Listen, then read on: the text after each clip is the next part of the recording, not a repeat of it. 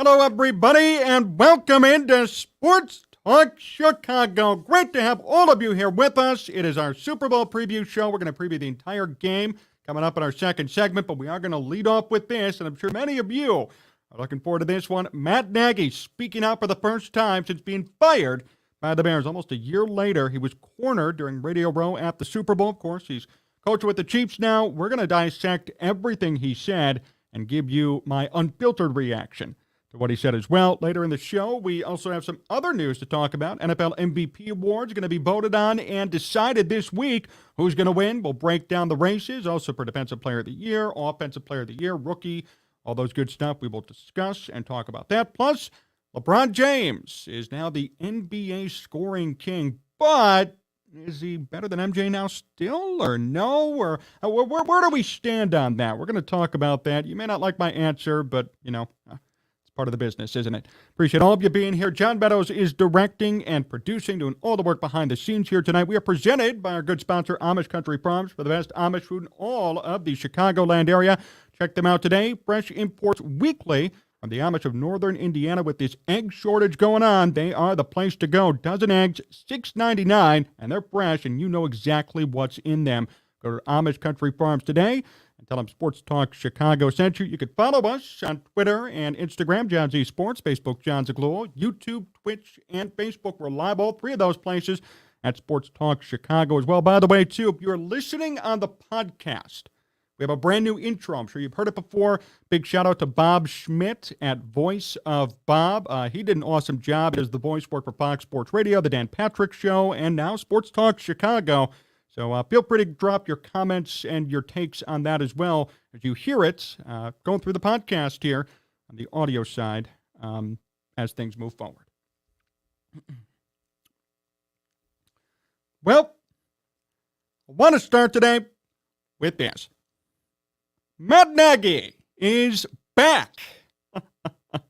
Back in the spotlight, back in the news. He's making the rounds in order to help out his head coaching status in the future. I'll explain why that in a second.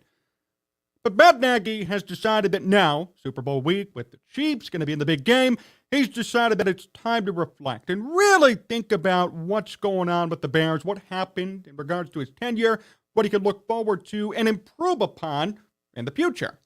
Naturally, when you're prepping for a Super Bowl, you're going to be thinking about the Bears and what happened here and why you got fired, right? Only makes sense to finally comment about being fired and what happened and the tumultuous stuff that he put the Bears through during Super Bowl week. That's the time to reflect on what happened here in Chicago, apparently, according to Matt Nagy, not me. He's been quiet, and I have to give the Bears credit.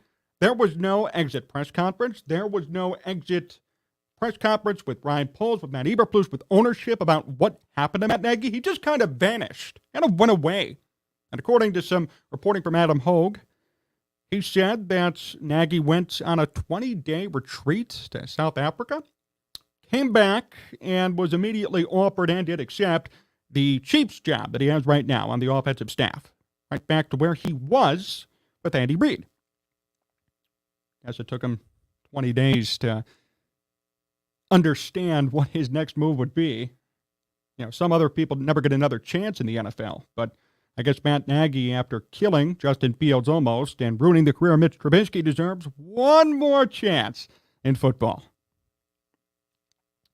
So Matt Nagy spoke out, actually got cornered, which I can't believe, and told something. He had a few regrets, according to this article from Hogue. He wishes he would have beaten the Packers more often, which Nagy said, quote, "I didn't do." Nagy considers clear communication one of his strengths, but admits there were situations where it could have been better. Quote, "I thought I was good at it, and I wasn't." And Matt Nagy said this, and this one to me takes the cake, quote, "I'd be lying to you if I said I wasn't hurt selfishly for the city, for the players, for the coaching staff, support staff, etc. in Chicago. But you can't dwell on that. You have to pick yourself up. You have to be better from it." He also said, quote, "I failed in a lot of areas." Hell yeah. Thanks for stating that, Captain Obvious. But I want to fixate on that last quote I just read you. I'd be lying to you if I said I wasn't hurt selfishly for the city, for the players, for the coaches, support staff, etc. in Chicago. Are you really hurt, though? Do you really feel hurt in your heart for what's going on here in Chicago and what happened with the Bears? Because if you did, I'm just spitballing here, you probably wouldn't have ruined the career of Mitch Trubisky and put out Justin Fields in a game in which he got sacked 9 times and nearly died, pretty much. If you really cared about player safety, if you really cared about all these different pieces that make up the Bears team, you would think quarterback would be first on that list or right near the top.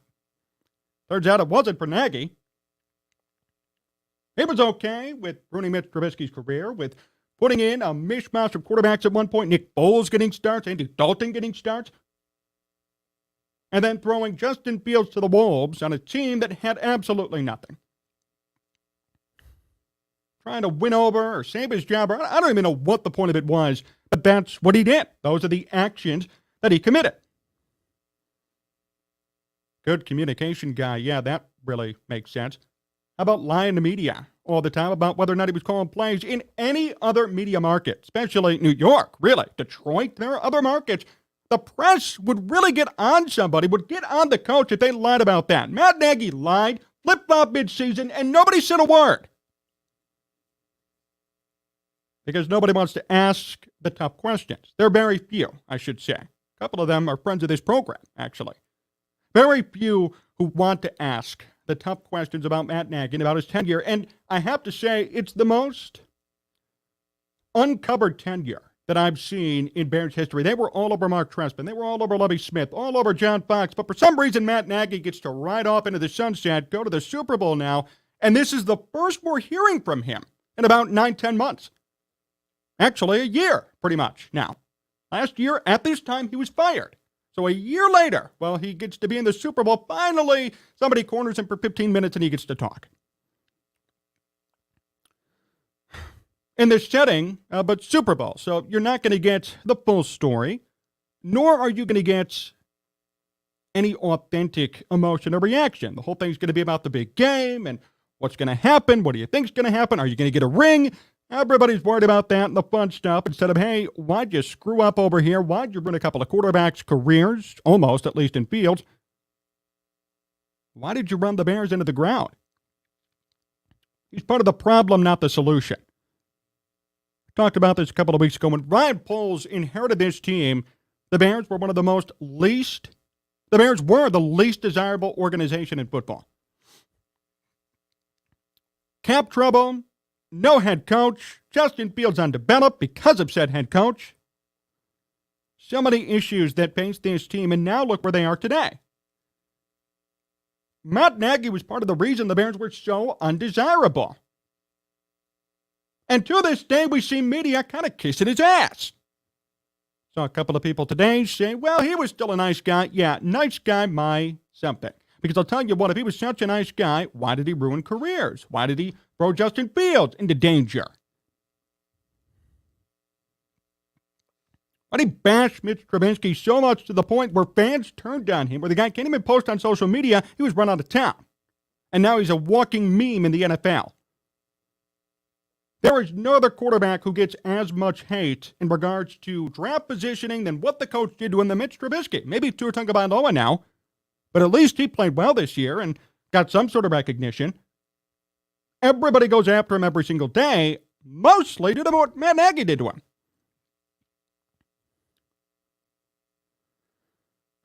And now we sit here and we look back on it with fond memories. Come on, guys, fond memories. The good things that he did. 1 year was good, the first year. Every other year was forgettable and a joke and frustrating and tumultuous for Bears fans and media. Nothing got better. It was a continuous dumpster fire. There were calls for Matt Nagy to be fired back in 2019 and nobody listened. Year after year of mediocrity has gotten to the point now where we say, oh, look, it's Matt Nagy, our old friend. He ain't a friend to me. And he shouldn't be a friend to you. There have been some reports before the season that Matt Nagy might be the heir apparent to Andy Reid. I say if that's the case, then watch out Patrick Mahomes. I'd actually be scared of your life if I were Patrick Mahomes. And if Matt Nagy ruined 2 quarterbacks, including one who is very talented like Justin Fields, then Patrick Mahomes, be on your toes.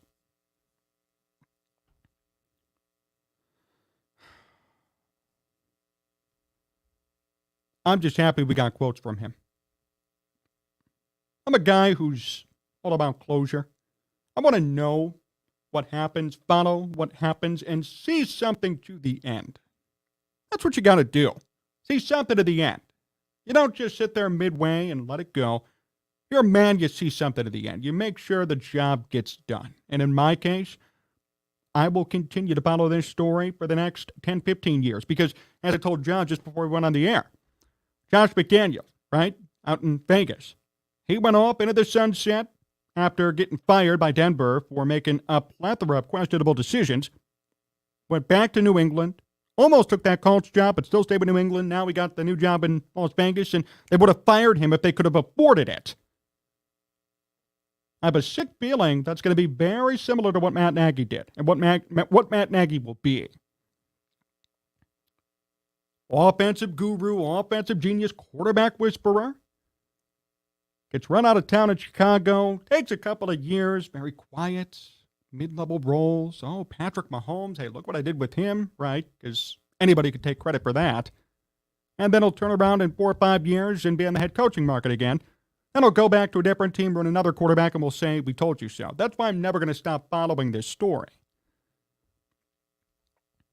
And I will never forget what I was told and what I was DM'd last offseason. I will still never forget it. This was from a source who happened to be close to Mitch Trubisky. DM'd this on Twitter. And he told me, you have no idea who Matt Nagy is. I didn't get specifics, but I got that quote. You have no idea who Matt Nagy is. I don't even want to know. I mean, I do want to know, but I don't even want to know what happened behind the scenes in Chicago. And what he did to Mitch Trubisky to have him turn out like he is today. And I'm not saying it's all on Nagy. Obviously, Mitch didn't fully pan out at a couple of good years, but the point being, something happened between them that we still don't know and probably will never know about. That right there disqualifies him for me. You brought in a kid, moved up to get him. Maybe he didn't do it, but the Bears did. Ryan Pace did. That was Ryan Pace's guy. Ryan Pace was still here. So Ryan Pace didn't really advocate for his quarterback. Then Matt Nagy comes in and immediately finds ways to sabotage and screw him. Oh, the reports come out, oh, Mitch Trubisky turned off the TVs in the locker room. He's so soft. No, he wasn't. He was being sabotaged. Of course he turned off TVs in his own locker room. Coach was all over him. Some of the players were on him, and the media was on him. Nobody let the guy breathe. And then the logical answer is, oh, he's not tough enough for this market. This market is weak compared to New York. Everybody lets everything get away. Everything happens.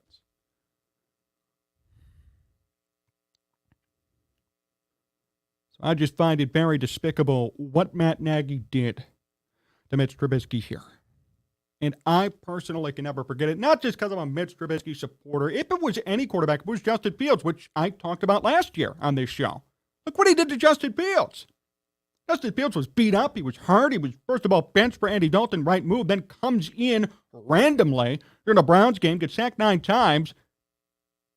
That's not right. That's not even responsible thinking. And that happened. And Matt Nagy did nothing about it. See what I mean? This is malpractice. This guy doesn't even understand what player safety is all about, let alone understand how to develop a quarterback. And yet now here he is talking, and everybody's fawning over Matt Nagy. Here's the microphone. Tell me what you think. Because he's going to go to the Super Bowl. And I'll tell you what, now that Matt Nagy is on the Chiefs, and I forgot just for a split second, see how good they do that? You forget for a second, but I do remember now, I'm not rooting for them in the Super Bowl. I do not want to see him get a ring. So he messes up Chicago to the core, to the point where they're almost indistinguishable. They're a horrible team. And now gets to hop on to Andy Reid's coattails and win a Super Bowl in his first year away from the Bears. No, I don't think that's how it's going to work, Matt. And I do challenge him, although he's probably not watching this program or listening. Want to come out for a real fair interview? Come on with me, because I'm not going to ask you the softball questions that everybody else asks you. Matt Nagy's a fraud. Everybody. And whatever PR campaign he tries to do, don't trust it. He's lied how many times before to you, to all of us in the media? Right? Lied about play calling, lied about quarterbacks, lied about success and communication. So many key things that go in to a team's performance. All he's done is lied. Don't trust him. Putting on a smiling face to say, oh, he's better now, or he's learned. Even in this article I just have right here, this person wrote, when Matt Nagy said, I failed in a lot of areas, the commentary said, it showed signs of growth that I didn't think Nagy had in him. Do you really think he grew? Really think that comment's genuine? He doesn't give a damn. He's gone. He's going to win a Super Bowl potentially. He doesn't care what happened with the Bears, and all of it to him, it's a distant memory. He's waiting to stay low for a couple of more years to get another head coaching crack. That's what he's worried about. To suggest that he grew, that he's gotten better in a year after what happened here, makes no sense.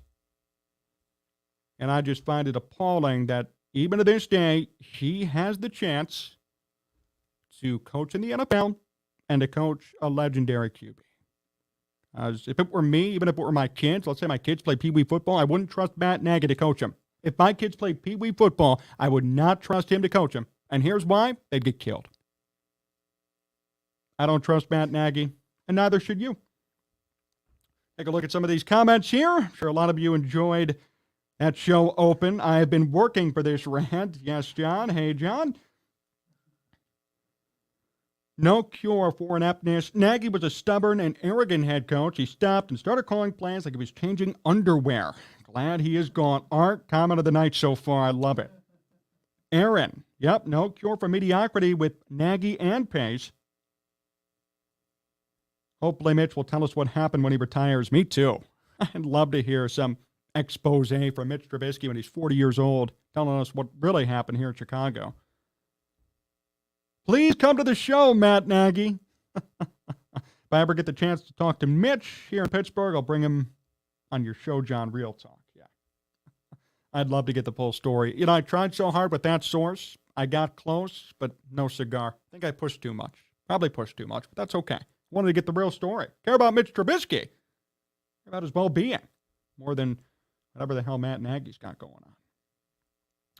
Nevertheless, Matt Nagy is coaching in this Super Bowl, so we might as well preview the game, right? Sure, a lot of you are going to be watching this weekend. And I have to say, although I'm rooting against the Chiefs, I find it hard for them to win this game. In all seriousness. The Chiefs really kind of shouldn't be here. They were losing to Cincinnati, and they were about to lose that game. If it wasn't for that penalty late, the shove out of bounds, they probably would have come up just a tad short, unless Patrick Mahomes threw a Hail Mary, had some sort of miracle to win the game and push themselves in. The Bengals dominated that game, and the Bengals, I think, overall, completeness-wise, are somewhat of a better team. In my opinion, I really think they're better. So the Chiefs kind of just scratched and clawed and barely got their way in, which is fine. They're in the Super Bowl. They earned it. They made it. But I don't trust them to beat this Eagles team with 18 Pro Bowlers. That's right, 18. The Eagles, between alternates and starters, have 18 Pro Bowlers. 18 guys who made the Pro Bowl, 18 guys who are elite. You put 22 on the field at a time, offense and defense. So only 4 of their starters on their team are not Pro Bowlers. Can you believe that? I mean, that's really stunning. Eagles are just that good. And KC had a good season. Pat Mahomes had a good year, of course. Not much on the running side. Pacheco, McKinnon, Hilaire came back as well off IR. He's going to be active for the Super Bowl, apparently. So Hilaire will be back. On the Eagles side, Miles Sanders just killed it, plus Jalen Hurts. The Eagles know to run the football. They could pass with Jalen Hurts. Had a career season despite even being hurt and missing time. And their defense is unbelievable. Their offensive line is best in the game. I mean, this Eagles team is just built to win. My opinion. So I'd be really surprised if the Chiefs come out. By the way, Pat Mahomes, believe it or not, has not played well in the Super Bowl. So he's been in 2 of them. We know he won 1, lost 1. But the last time he played in the Super Bowl, we remember that game against Tom Brady. He was killed. I mean, he was really hurt and hit hard a lot in that game. It was difficult for him. I can pull up his stats right here at least in the Super Bowl. I mean, 26 of 49, 0 touchdowns, 2 picks, a 52.3 passer rating. And in 2019, he 286 yards, 2 touchdowns, 2 picks. So for his career in the Super Bowl, Pat Mahomes has 2 touchdowns and 4 picks. And his passer rating is what, maybe 60? Pat Mahomes, believe it or not, cannot play well so far in the Super Bowl. Really, his only knock, I mean, there's only so much you could say about Pat Mahomes that's bad, but that's the one thing you could point to. Not that it's the end of the world, but when you're facing an elite defense like Philadelphia, and you faced an elite defense against Tampa a couple of years back, and you struggled. You faced the Niners, you struggled till the fourth quarter.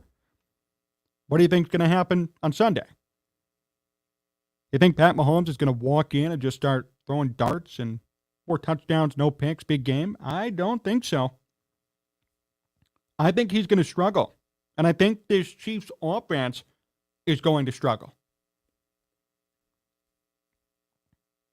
2 touchdowns, 4 picks.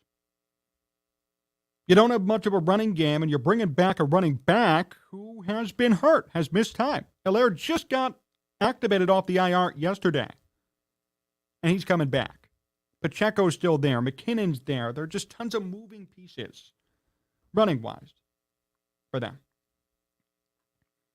I know their offense was first in the NFL, but their defense was 16th, too, the Chiefs. Eagles were 3rd in offense, 8th in defense, top 10 both. Eagles are a well-rounded team, and in my opinion, they probably are statistically, and just as far as talent and on paper goes, the most talented and the best team in football. You can't argue with 18 out of your 22 players being selected to the Pro Bowl, either as alternates or starters. 18 out of 20. I've never even heard of that before. 18 out of 22 were selected. Talk about a complete team. I think the biggest question for the Eagles is just going to be Jalen Hurts. Will he perform on this big stage? Because this is really Jalen Hurts' breakout year. And remember, he was still hurt and he missed time. And Hurts last year, 16 touchdowns, 9 picks, 87 passer rating. You know, that was the year where they went 9-7 or 10-7. They barely got in. They got bounced week 1 of the playoffs by the Bucs. And entering this year, if you remember, Jalen Hurts, all the questions were, is he even going to be the franchise guy? This was a prove-it year for Jalen Hurts. Eagles wanted to know, hey, what do we got here? And are you going to be the guy? Because if not, we got to draft somebody. That was being talked about. And Hurts proved everybody wrong this year. And I think no matter what happens on Sunday, it's a successful season for Hurts and for his future in Philadelphia and even his future in the NFL. And 15 games, 3,700 yards, and 22 touchdowns, 6 picks, plus add on 760 rushing yards. You know, he missed 2 games. He plays 2 more games. Would have gotten to 4,000 probably easily on the passing side, and maybe 800, 900 rushing yards, almost 1,000. Add on a couple of more touchdowns, maybe 1 or 2 more picks. I mean, he had great ball control, best interception percentage ever, 1.3%. Did a good job at holding on to the football and led his team when he started to a 14-1 record. He only lost 1 game as a starter this year. Eagles went 14-3. They lost both games that Hurts didn't play. And everybody's saying, well, you know, the Eagles are so good it doesn't matter who's their quarterback. Then why'd they lose the 2 games he didn't play? Everybody's making that argument for the MVP, saying, oh, you know, I don't think Hurts should win it. I don't know whether or not he should, but I will say this. It's telling when your quarterback isn't there, you have a competent backup in Gardner Minshew, actually one of the best backups in football, and you don't win. Those are 2 games that you lose without Jalen Hurts. He's obviously valuable enough to the point where the Eagles need him to start. If Gardner Minshew was starting in this Super Bowl, Eagles would stand no chance, no matter what. You can tell me anything, they would not win.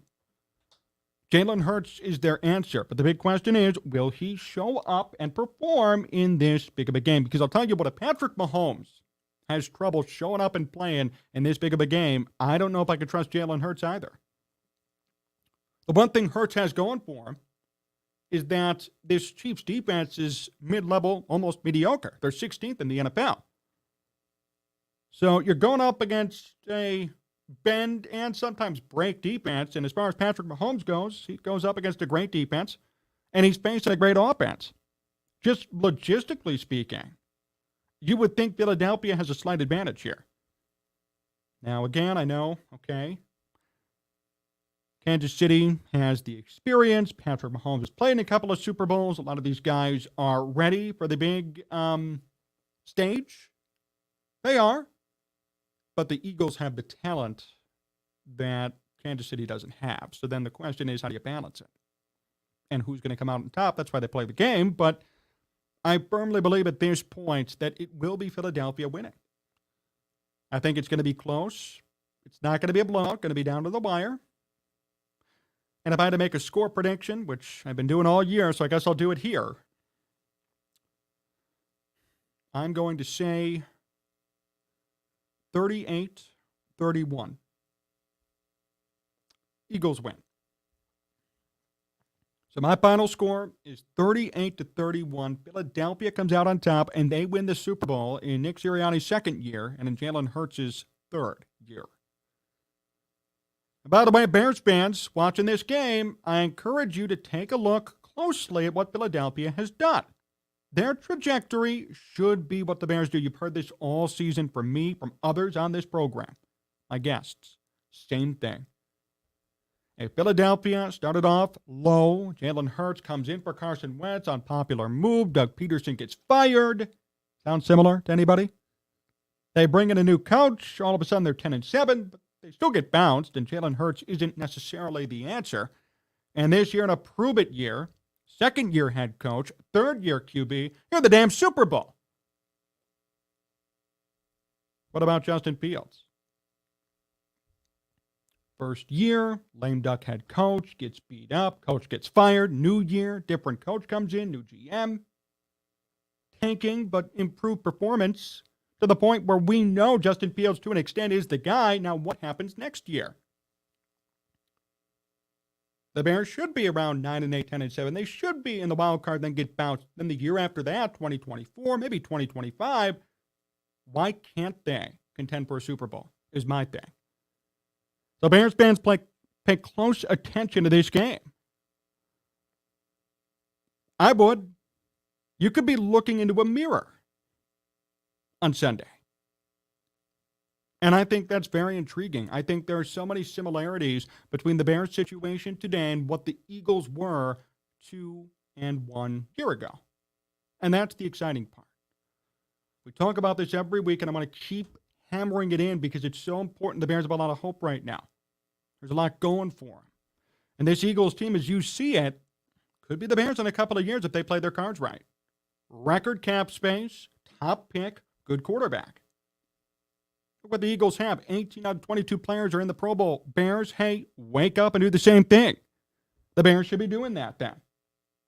The Bears should be signing strategically key players to make that happen. A couple of wide receivers, offensive linemen, defensive linemen, edge rushers, secondary help, maybe a running back.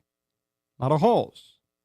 But this Bears team could become this Eagles team in the matter of 1 or 2 off seasons, period, to the point where they could be in the Super Bowl in 2 or 3 years. Certainly possible, certainly on the table. That's the encouraging thing. That's the exciting part. So if you're going to watch the game with a Bears fan perspective in your head, that's what I would be looking for on Sunday. That's what I'd be trying to decipher. Hey, how is this team similar to the Bears? What could the Bears do? What could they glean on from Philadelphia today to get better and get to this point in a couple of years? That should be what you're looking for if you're a Bears fan. The game is the game, of course. Watch the game, but look for those things too. So I really think it's going to be Philadelphia on top, although I will say, if Kansas City wins, good for them, despite the Matt Nagy situation. But I think it's going to be Philadelphia. And I'm predicting, again, 38-31. Philadelphia wins. Probably a higher score. Maybe it won't even be that high, but Made that prediction already. I'll stick with it. 38-31 the final. It will be Philadelphia raising that trophy and being very excited about what they have to come. Take a look at some of your comments here. Let's see. Agree, bear down. The blueprints are there, says Alex. There you go. 100% right. You understand what I'm trying to say. The blueprints are there. The cap space is there. The high draft pick is there. The quarterback's there. New coach, new GM. Everything is there for the taking. It's a matter of how the Bears are going to play their cards and how will they make this work. Philadelphia did it right, to their credit. They turned things around in a couple of years. They fired Doug Peterson, brought in a brand new QB off the draft board, had him learn, had a new coach, and over time things worked out. Built around him, got a couple of wide receivers for Jalen Hurts this offseason, bolstered their offensive line, and look where they stand today. They're one win away from being crowned NFL champions. Bears could be in that same boat. They do it right. If Howie Roseman can do it in Philadelphia, why can't Ryan Poles do it here? That's all I'm saying. KC can establish a run game early, then use the play action effectively. I think they will win 24-21 Boo Nagy. So B. Wicked says KC wins by a field goal. I could see it. And I think that's going to be the biggest key. Who will dominate in the trenches? Who will dominate in the run game? Statistically and on paper, it's going to be Philadelphia. But if KC has their run game working, if Edwards-Helaire shows up, Pacheco, they use him, they use McKinnon, maybe Mahomes runs for a couple, and they could penetrate that tough Philly defense, sky's the limit for the Chiefs. That's a fact.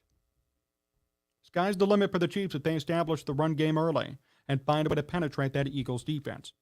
But if the Eagles stand firm and just do what they've done all year, it's going to be Eagles all the way. They're going to have a good run game. Miles Sanders killing it. And by the way, his final audition before free agency could be a Bear next year for all we know.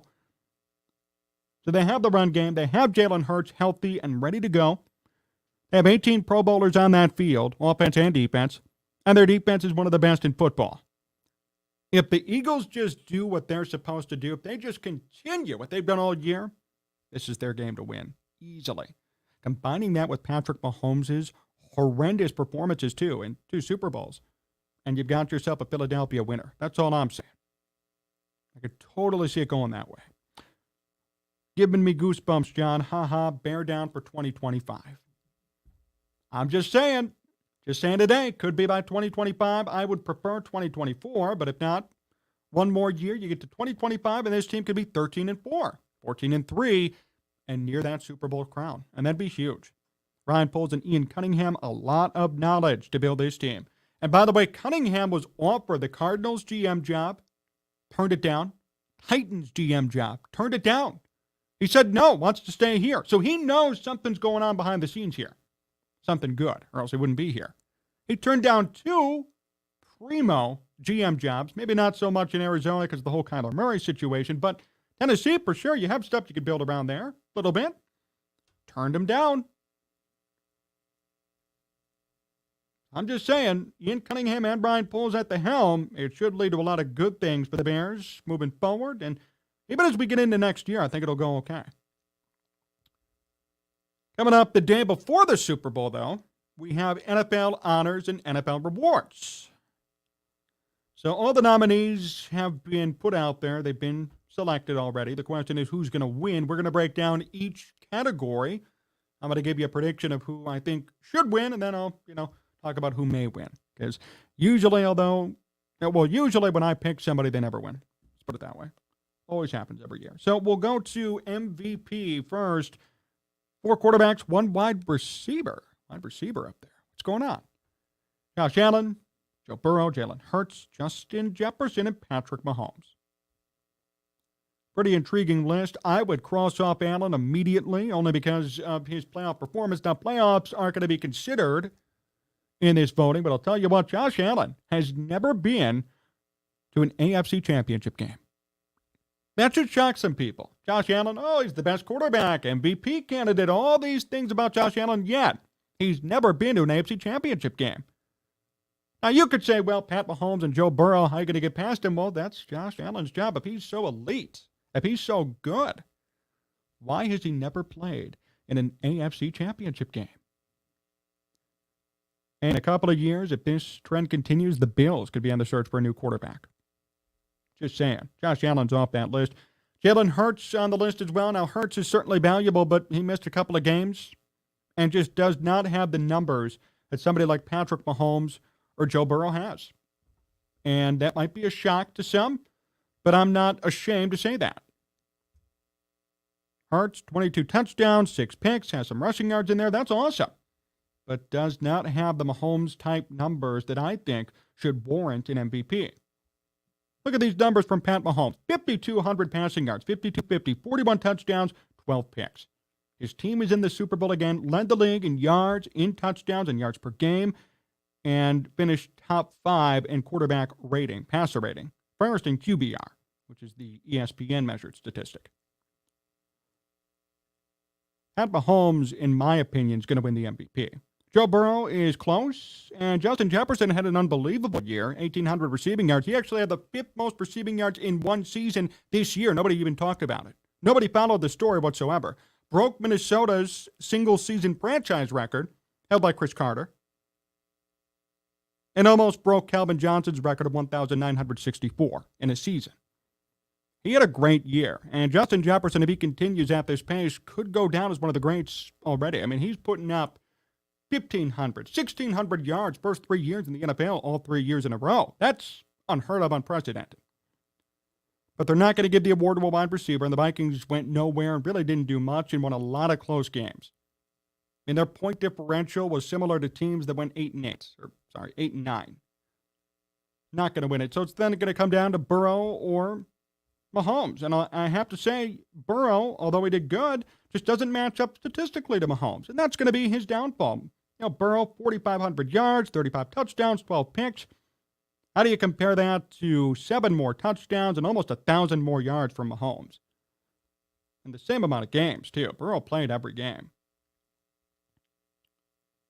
Burrow had a great year, and he deserves a lot of praise, but I think he'll be the runner-up in that race. Pat Mahomes is my MVP, and I think that's going to be the real pick as well.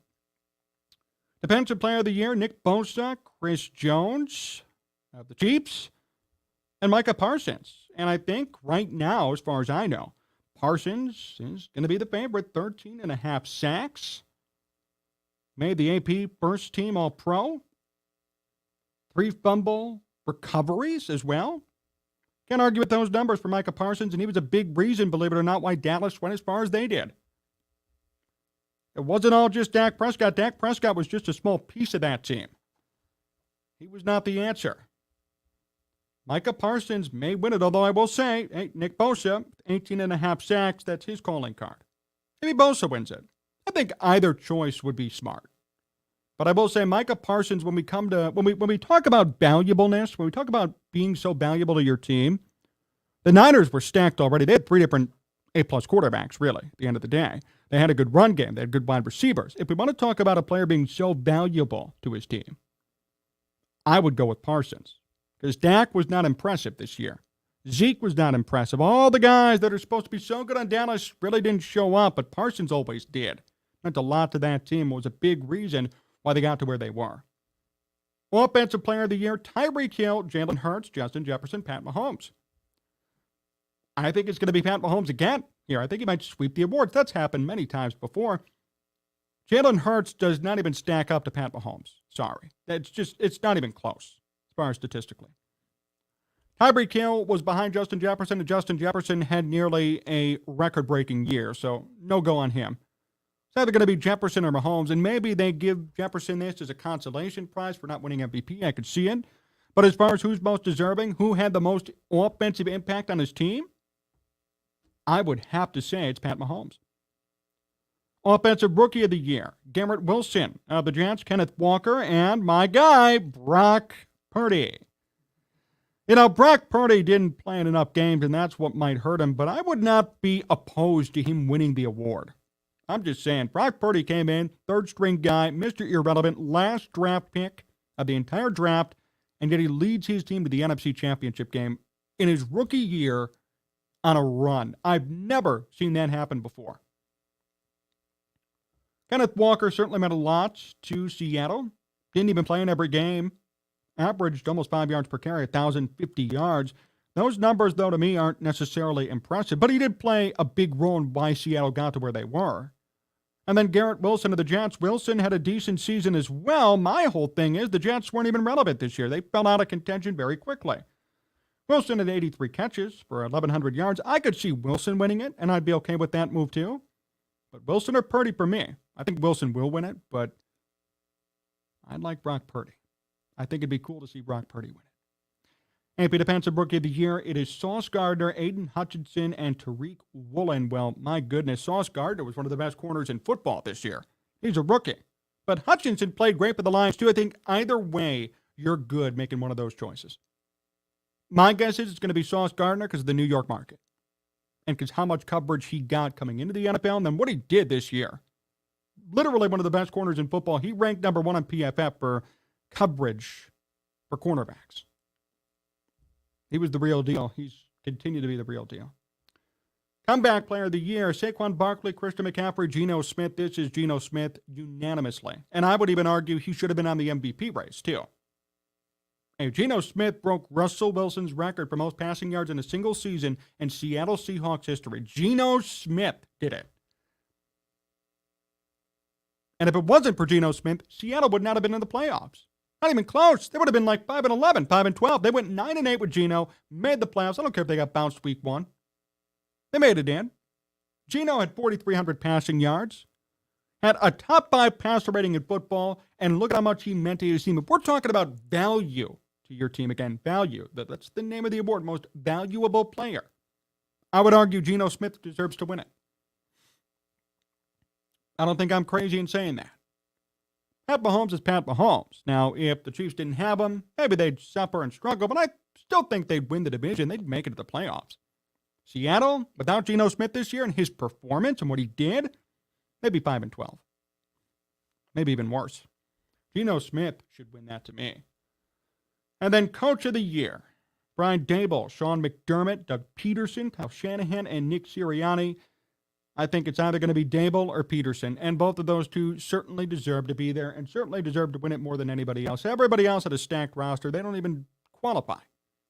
Daboll comes in first year in New York, reinvents Daniel Jones. Saquon Barkley comes back. You get a new head coach, new GM, and immediately they're in the playoffs.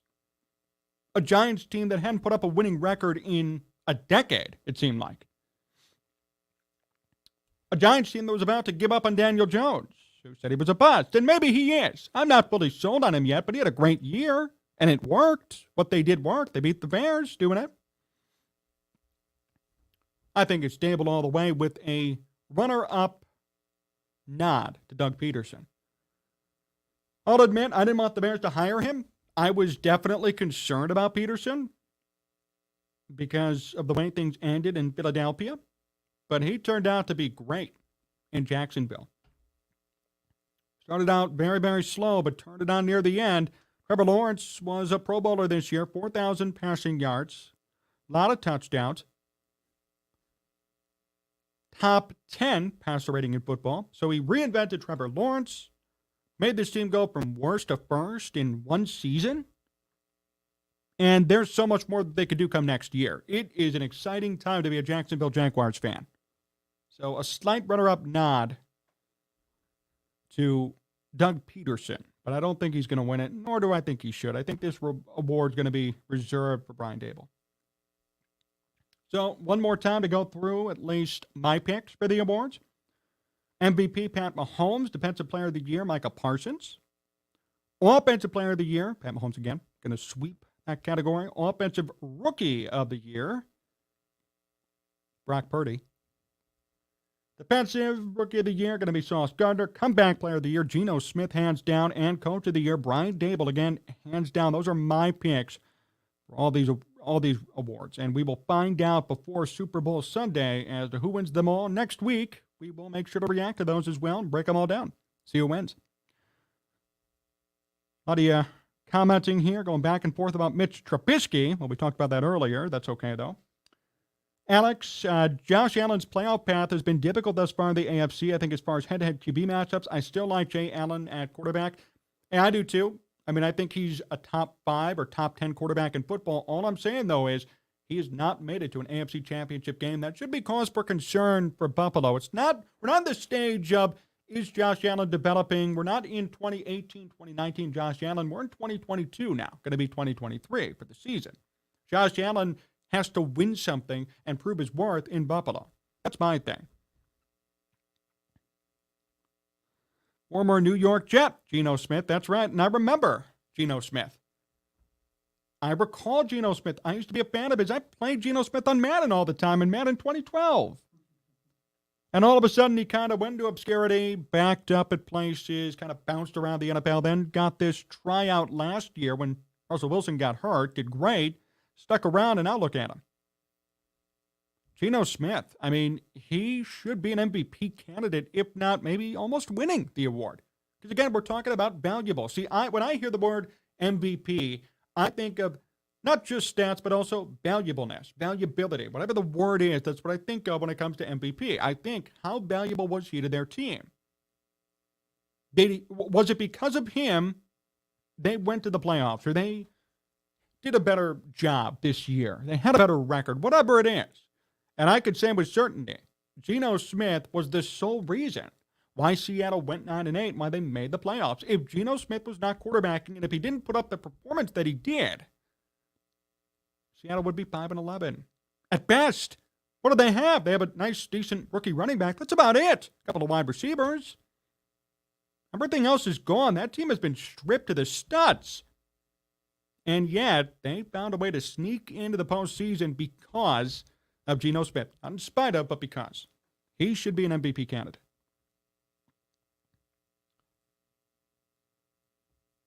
And then, as far as Mitch Trubisky goes, Matt Nagy's fault, going back and forth here. Trubisky's a trash QB. Everybody going back and forth. You knew that can of worms was going to be open, right? I know John's off the camera here laughing. You knew that can of worms was going to be open when I mentioned Matt Nagy, then Mitch Trubisky, and I knew it was going to happen. But see, here's my point. See how much contention there is about Mitch Trubisky? That goes to show you something's wrong, okay? Why is there so much contention? Why is there so much back and forth, even to this day amongst Bears fans? You know why? Because Matt Nagy made it that way. And that's the key to remember about Matt Nagy. That's the key. The reason why there's so much contention, so much back and forth by Mitch Trubisky to this day, can barely post on social media, is because of Matt Nagy and the Bears organization and what they did to him. They turned the fans on him, they made everybody fight amongst one another, and they kicked him to the curb. That's Mitch Trubisky's story in a nutshell here in Chicago. So, I'm not surprised by the contention, and I'm not surprised by how things are going, because that was meant to happen. It's in Sports Talk Chicago. Jon Zaghloul hosting, John Meadows directing and producing, presented by our sponsor, our good sponsor, Amish Country Farms. For the best Amish food in all of Chicagoland, hit them up today in Orland Park. Fresh imports weekly and a sale on eggs. With the egg shortage going on here in America and across the world, you can get fresh Amish eggs for $6.99 a dozen. And they're fresh and they're real, and you know what's in them. Head over to Amish Country Farms today. Tell them Sports Talk Chicago sent you. Last topic for the day, LeBron James. LeBron James. Everybody's favorite player. He is now the NBA points champion. Passed Kareem Abdul-Jabbar last night, a game in which the Lakers lost. Keyword. Don't mean anything without that ring, right? Well, they lost that game last night, but nevertheless, I digress. You know, everybody's starting the debate up again, and of course it's going to keep happening. LeBron and MJ. MJ and LeBron. Who's the best? I don't know. Let me refresh your memory, and I have these stats ready for you. If you go to stathead.com, you can actually compare face-to-face LeBron James and Michael Jordan and their numbers and who did better, who did worse. I'll tell you what, there are two reasons why LeBron James has this scoring record. And the main one really is the style of the game today. No physicality, no defense. No, players can't even touch one another. Touch somebody, it's a foul. Right away, go to the free throw line. And two, the rise of the three-point shot. Michael Jordan played in the triangle offense. Everything was to the basket, not away from the basket. To it. Converge in and score. LeBron James averages almost 5 3-point attempts per game. Jordan, only 2. So Jordan barely shot threes. All of his points were inside. Averaged 30 points per game. That's still the record in the NBA. And put up 32,000 in rather limited time because of walking away from the game, walking away again. LeBron's just been a consistent guy all the time.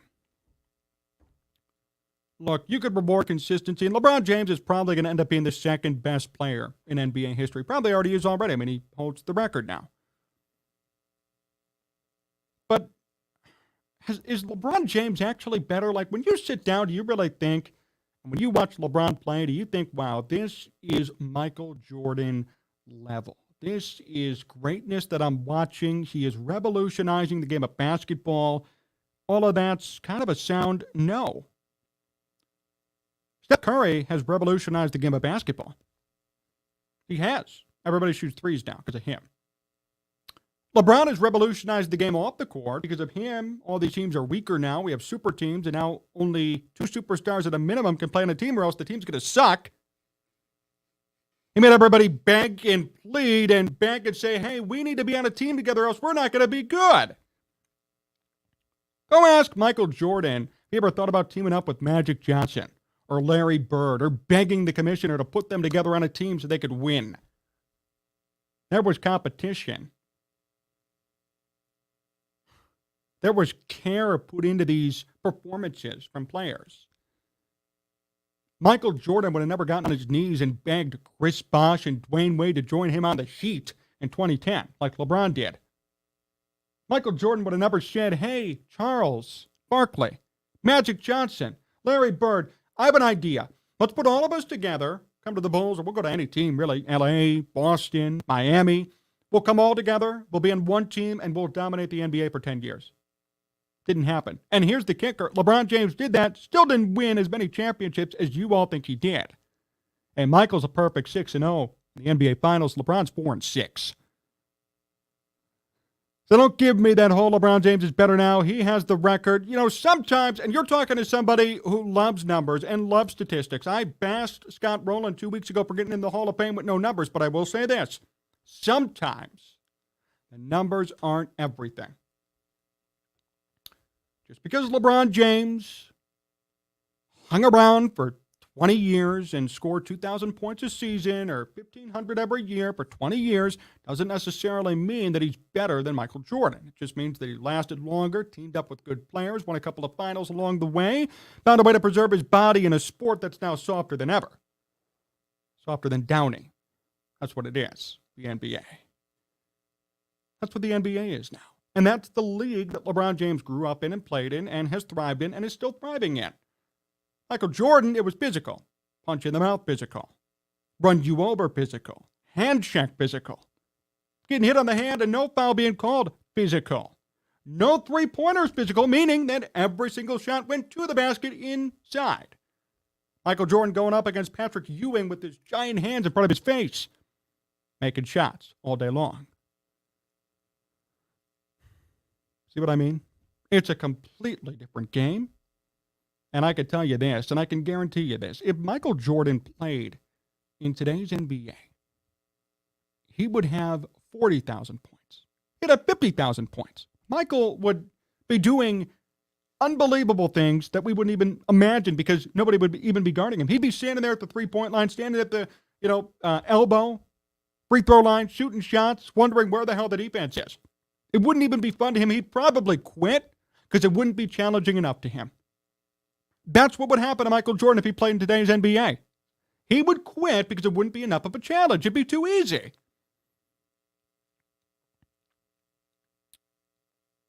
So when you ask me, or when we start this debate, because we're going to hear it now forever since LeBron James has this record, who's the better players, LeBron or MJ? I point you to everything I just said. Different era, different game, more three-point shots for LeBron, softer defense, sometimes no defense. And LeBron begging other players to be on his team so he could win. Sounds like a schoolyard thing. Hey, please pick me. Please pick me. We'll win. We'll play 3-on-3 and you'll pick me at recess on the playground. That's LeBron James. That's what he did to the NBA. Now you can't even exist unless you have 2 or 3 big names. Michael Jordan's era had a superstar or 2 on every single team. And there was no teaming up. There was no negotiating with one another as players and going to owners and saying, this is what we want. No. There was competition. Way different era. Way different ground rules.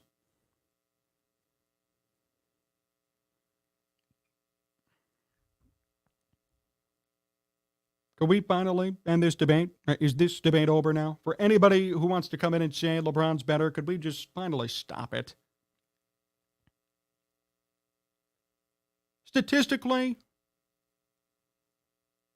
he has the points, and that's what he is going to rely on. So when LeBron James goes to bed at night, he's going to think, well, I am the greatest ever. I have the most points ever. I have all these records. I've played for so many years.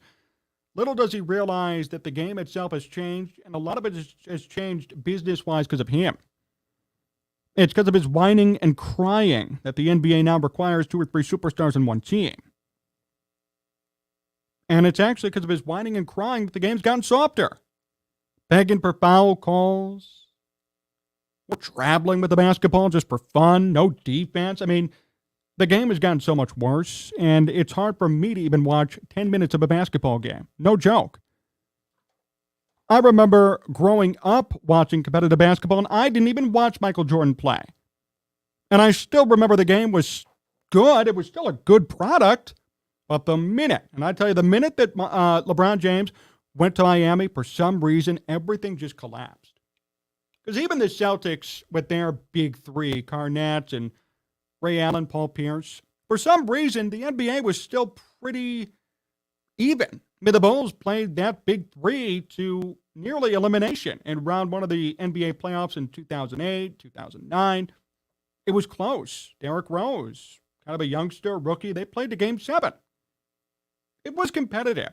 And you thought for a minute, hey, this team is good, but it's not a big 3. But when you team up LeBron James, Dwayne Wade, and Chris Bosh and put them on one team, that was era-changing. It changed the entire trajectory of basketball. And that's why I believe, in my opinion, although everyone's a Hall of Famer in basketball, certainly LeBron James is, obviously for the records and for the recognition, but how about off the court? I mean, he did change the game. He really changed the game. To something we've never seen before. He made it worse, but nevertheless, he did change it. He did do it. Got to give him credit. But is he the best player of all time because of this record? Hell no. And you'll get statistical nerds, even like myself, who may try to argue that, right? People like me, but I'm against people like me for this one. It doesn't make any sense. The game is different. The era is different. What Michael Jordan did in his time was amazing. Shot less three-point shots on average. 2 more less on average. Averaged more points than LeBron did ever throughout his entire career. Missed a couple of seasons due to retirement. And played in an era that was so tough defensively. Today, if Michael Jordan played, he would literally quit the game because it'd be too easy. That's my stance, in my opinion. He would quit the game because it'd be too easy today. So, no, LeBron is not the GOAT, and I really hope that nobody starts to say that, although I will say, you know it's going to be coming. So, refer them to this video if anybody has any questions. A couple of more comments before we finish up here tonight. I still remember when MJ played with the flu-like symptoms and won. MJ versus the Pistons. Standing there asking himself, where the hell's the defense? Ha, Alex. Love it. Yep. Handful of NBA Hall of Fame don't have rings because of one man. Everybody hated LeBron when he was at his peak, 2010 to 2018-ish. MJ and Kobe share the same winning formula. MJ and Kobe are better. If Jordan played his entire second year and 94-95, Jordan would have it plus 8,000 points on top of 29K points with the Bulls. Alex, see, that's what I mean. Jordan would be right there. He just finished his career even and didn't retire the 2 times, let alone if he played in this year's NBA. Hell, even Kevin Durant might be better than LeBron James. Maybe like 10 years ago. Leonidas. That was a real debate, and I was on the Kevin Durant side, but KD teamed up with Golden State and kind of let his performance go. He's a good player, LBJ, but not above MJ and Kobe. You can make the argument that he's above Kobe. You can make the argument. I'm not saying it's right or wrong, but he sure as hell is not above MJ. And I think that's a good place to stop here on Sports Talk Chicago tonight. Chicago emphasized. MJ is way better. Thank you to everybody for tuning in here tonight on the program. We really appreciate it. John Meadows directed and produced everything here tonight. Please give a big shout out to him in the comment section. We're presented by our good friends and our good sponsors, Amish Country Farms, for the best Amish food in all of Chicagoland, with imports weekly from northern Indiana. Check them out today in Orland Park and tell them Sports Talk Chicago sent you.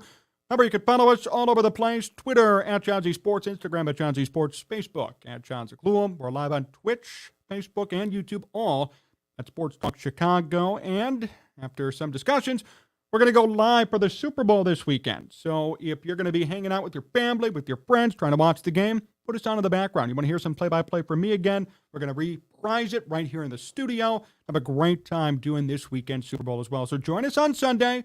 But until then, so long, everyone.